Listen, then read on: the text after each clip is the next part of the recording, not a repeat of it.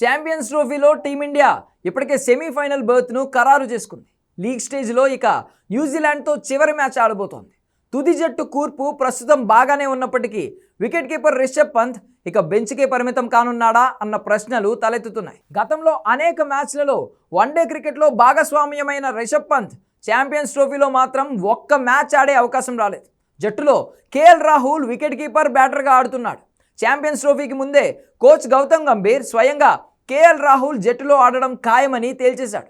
IPL హిస్టరీలోనే అత్యధిక ధరకు అమ్ముడుపోయిన క్రికెటర్గా Pant record create చేశాడు.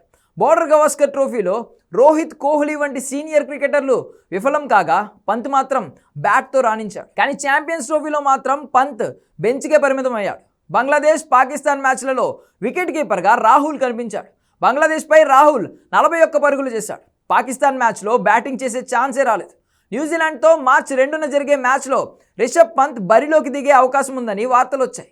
కెప్టెన్ రోహిత్ శర్మ గాయపడడంతో అతడి స్థానంలో రిషబ్ పంత్ను ఆడించే అవకాశం ఉందని భావించారు. అయితే అందులో నిజం లేదని, తుది జట్టులో ఎలాంటి మార్పులు లేకుండా న్యూజిలాండ్ మ్యాచ్లో భారత్ బరిలోకి దిగుతున్నట్లు తెలుస్తోంది. న్యూజిలాండ్ మ్యాచ్లోనూ రిషబ్ పంత్ బెంచ్కే పరిమితం కానున్నట్లు సమాచారం. జట్టు కూర్పు బాగా సెట్ అయిందని, ఈ ఫ్లోను దెబ్బతీయకూడదు అనే ఆలోచనలో కోచ్ గంభీర్ ఉన్నట్లు తెలిసింది.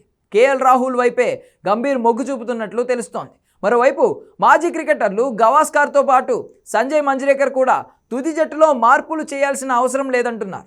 విన్నింగ్ కాంబినేషన్ను చేంజ్ చేయడం వల్ల జట్టుకు లాభం కంటే నష్టమే ఎక్కువగా జరుగుతుందని అభిప్రాయపడుతున్నారు. అయితే ఫ్యాన్స్ మాత్రం పంత్ను తుది జట్టులో ఆడిస్తే బాగుంటుందని వ్యాఖ్యానిస్తున్నారు. పంత్ అరుదైన ఆటగాడు.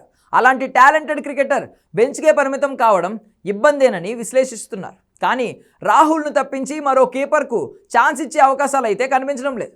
మాజీ క్రికెటర్ల మాటలను బట్టి చూస్తే ఛాంపియన్స్ ట్రోఫీ తదుపరి మ్యాచ్లలో పంత్కు ఛాన్స్ దక్కే అవకాశాలు కనిపించడం లేదు.